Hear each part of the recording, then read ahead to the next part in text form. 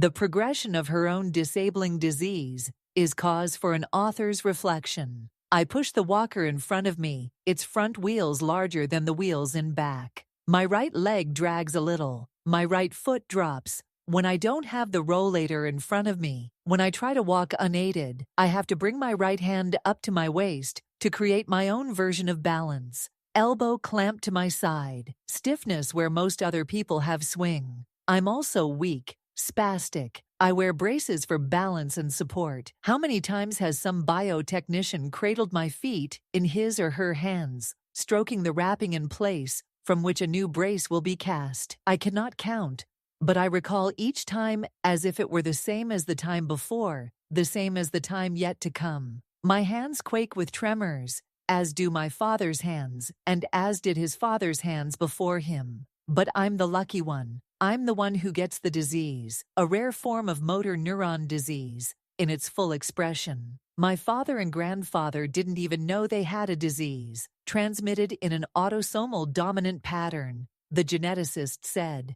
They stopped being able to walk in their 70s and 80s, and decided that this was caused by other things, perhaps by the nature of being old men, or a failure of the will to move, or the inconstant beating of their own blood. It begins for me in my 30s. When I'm out running, my right foot goes out from under me, then comes back into position. It's nothing, I think, but over time, it happens more and more frequently. And other things come too, in silent waves. I stiffen like a tree trunk. I cannot easily rise from a chair. I cannot climb a flight of stairs. I cannot live my life without being overcome with profound fatigue, an exhaustion so deep and unmeasurable that I weep when I don't have the strength to make dinner. I tell myself that I'm working too hard, trying to do too much, that all single parents are beset by weariness without end. I stop running and walk instead. When I can no longer walk any distance, I go to the gym. When I can no longer tolerate the gym, I go to the pool. But each new environment is a landscape of loss. What I could do and no longer can. What I can't do, an irrefutable presence, as if lack has a shape and a weight. A colleague at work points out my constant limp. I shrug. By this time, I have seen neurologists at Duke and Johns Hopkins. They're baffled. Something is wrong. On exam, my big toes point up. My reflexes jump. My muscles catch. My index finger shivers in a sign of a spinal lesion. But they can't say what. Only when I finally see a neuromuscular disease specialist at the big teaching hospital in Chapel Hill, North Carolina, do I find the doctor who knows what's gone wrong. In time, he delivers the news that I cannot be cured.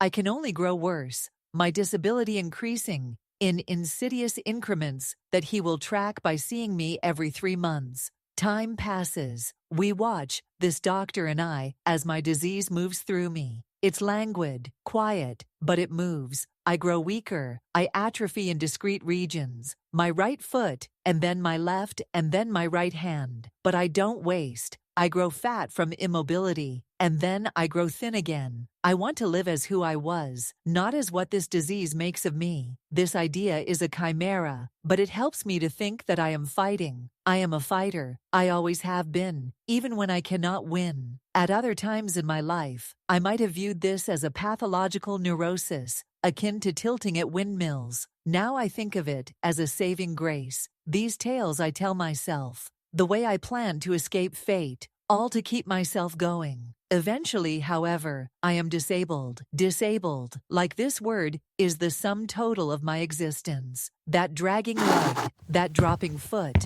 that unbearable fatigue. A woman with a rollator, moving slowly through the world. These things signal my difference whenever I move. They are obvious, unrestrained. Soon, I leave my university career. I slowly begin to disappear from view. The things I have earned seem ever further away. This is the nature of this difference, I realize. The way disability stands in for everything you were or ever would have been. Even when you say it will not. Even when you refuse its existence, disability is contemptuous of your refusal. It scoffs at your desperate concern. It pushes forward, and it drags you after it. I develop a serious side effect, a comorbidity, my doctors call it. I nearly die. It doesn't matter that I said I would fight to stay upright. It doesn't matter that I have resisted the wheelchair. My body has other plans, and it doesn't consult me. It is my own, and yet it is blind to my dreams, my desires. Weirdly, I begin to understand that I am but a part of my body. My body is not a part of me. Thus subordinated, I live, and I keep on living. This story should end with an epiphany,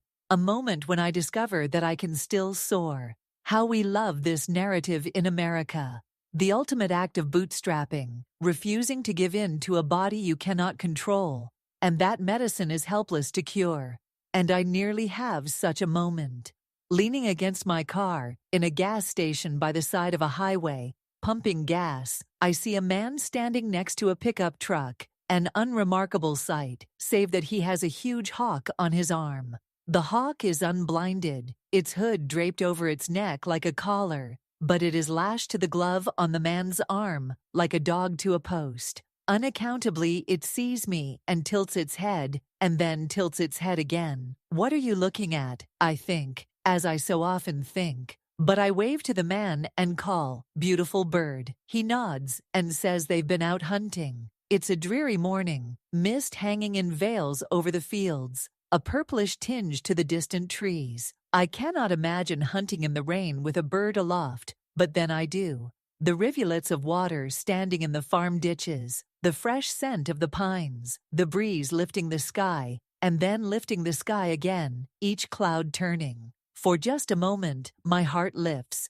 and, as if to answer me, the hawk rises and spreads its wings, and then flaps back into place, gives itself a shake as it strains against its bindings, and then looks at me again, the expressionless light of its eyes seeming to say, "What are you going to do?" "Nothing," I say. "I can do nothing." I finish pumping my gas and holding on to the side of my car for balance. I return the nozzle to its cradle, turn and climb back into the driver's seat, and point my car south, toward home. A few minutes later, the man and the hawk are gone, and nothing is left but the road ahead, occult, unknown, and yet so familiar by now that I feel every turn in my failing neurons, in my ever-hopeful bones.